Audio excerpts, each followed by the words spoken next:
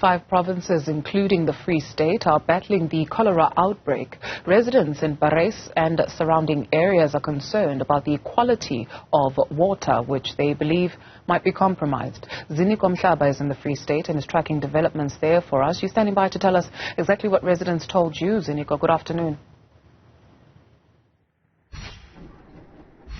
Good afternoon to Zilwa in the middle of the Fred Township here in the Free State. So this is the northeast eastern region of the Free State province, as we've been tracking the story of cholera in this part of the world in the Free State. We've heard what the residents have been saying in terms of their challenges in terms of accessing clean water. So we've decided to drive into the actual community. Remember earlier on we're coming to you as we are speaking to Oli. We're live from a multi-purpose center where the gift of the givers were distributing clean water from their trucks. So we've decided to check how the situation is in the actual community where people are residing in their household. So we've decided to come through this side, and we also managed to speak to the mayor. Apologies, they will be speaking to the ward councillor Butabo, who is the ward councillor, who will be giving us more details about this situation. As I'm talking to you, we can see the tap water there. So this is the water that people have access to here in this part of the world, So the question that we must really be asking is the safety of the water that's coming out. The advice people have been given so far is that they can use the water, but they need to treat it, they need to boil it, they need to also put in some jig to a certain level.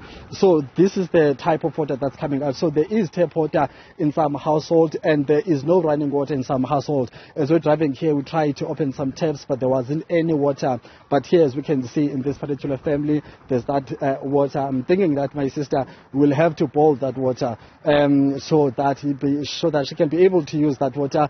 I've got councillor here. We've been in this community for some time now, Mr. Councillor. Give us a sense of what you understand to be the challenge, especially when it comes to the fear of getting infected with cholera, and what is the situation like from your understanding as a community leader here? Let me greet you and greet all the viewers out there. The current situation here, we're struggling with water. Like you said, some areas do have water, some areas do not have water. Some households in the same streets have water, some households do not have water. So this has been a challenge ever since, even before we could come in as councillors. But it's a challenge that we are faced with. It's a challenge that we are committed to address to our community members at all material times. Talk to us about now the challenge of water, or the safety of the water that's available. As we saw the sister there getting water from the tap, we understand that water might be compromised. What do you understand to be the safety level of the water people are consuming right now? Perhaps we should talk more on what we're doing on our side to ensure that the water that we give our people are safe for consumption.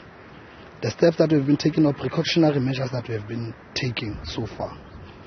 There was an outbreak of cholera, and we know that there are people who have passed on a few weeks or months before. Now, the Department of Health itself, Department of Water Services, our municipality as well, we do have our own internal lab where we test our waters. And in the district municipality as well, we do have analysts, I think, or technicians, technicians who are also testing the water, just to ensure that the water that we give to our people are safe for consumption. Sorry, Mr. Councillor, but okay, but so talk to us about the water that's available now in this community. Is it safe from your own understanding? As the sister was getting water from this tap, it looks clean from a distance, but as a community leader, what information have you been given by the municipality, by the health authorities about the safety of this water? What do you understand about its safety, the one that's there from the tap right now? Much as we run in the tests, we consistently receive reports, and we can confidently confirm that the water that we're receiving tests negative to perhaps diseases or bacteria that have been tested for. So ndingawaselela amanzi ngoku and be right. I can assist you drinking it. I can drink You can't assist me.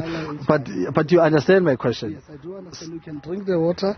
As far as we have received the test results are negative from the infections that we suffering from now. But then why, Mr. Councillor, why are people advised to treat the water if it's really safe?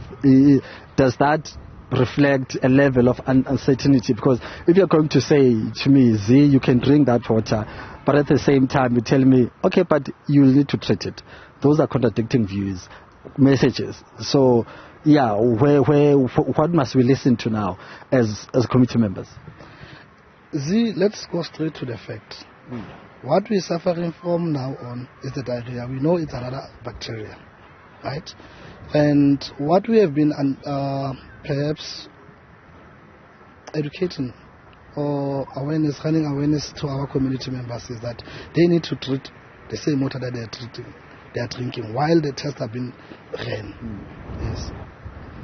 So we are experiencing challenges. The tests have been ran. What we are currently faced with now, it's diarrhea, and we're working together with the Department of Health, both locally, district and provincial, to run awareness, educating our people on what to do in an event where they are experiencing diarrhea. Okay. Yes. Mr. Tabo, let's move away from people's yards. Let's try to stand on the street. Mr. Tabo, talk to us about the cholera situation here. We were told earlier on that there is a family that has lost 3 members due to cholera, or alleged reports that are suggesting that it might be cholera. As a community leader, you've met maybe with the family members. Talk to us about the situation of cholera cases here from what you understand, specifically the family that has allegedly lost 3 members to this disease.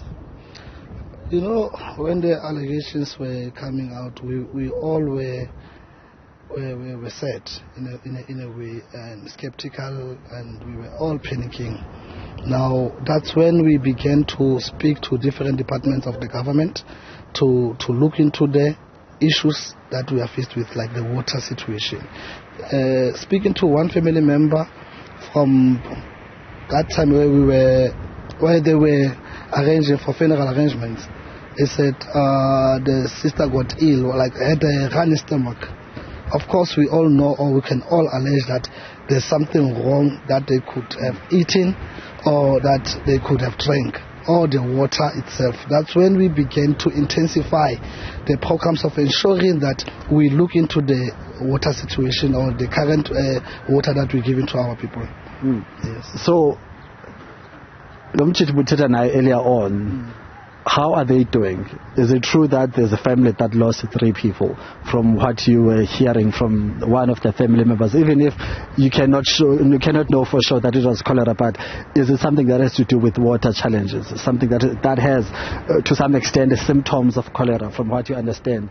And the time period in which the family members died apart from each other, what do you know about that situation? The result that we got from the Department of Health, we had 7 cases of cholera, which claimed 1 life. Vredefort. Okay. Only in Vredefort. We had 7 cases of cholera, which claimed 1 life.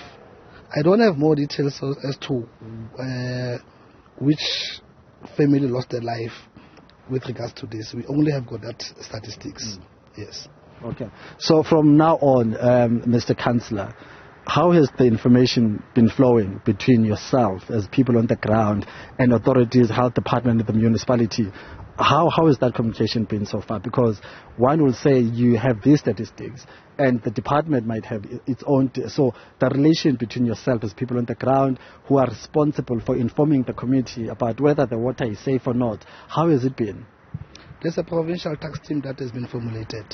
They sit consistently, so week in, week out. And I know that the office of the MEC of Health, Mataboleto, is also looking into the matter. They are also sitting. So the information that we are getting, we can rely on it, because there are reports, there are test results and whatsoever. So we do receive reports from those established committees that looks into the matter.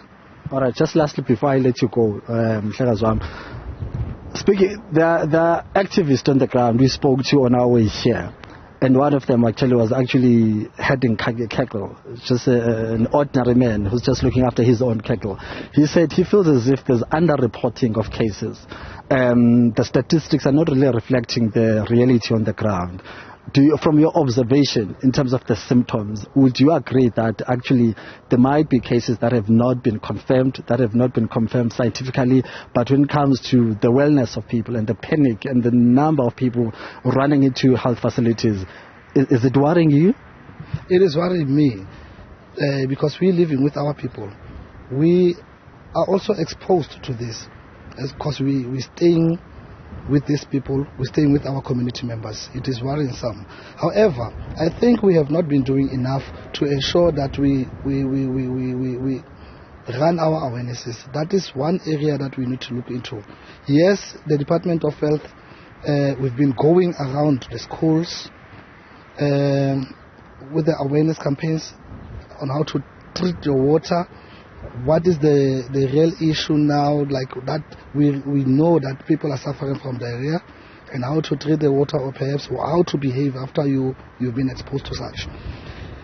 We've been going to preschools as the Department of Health.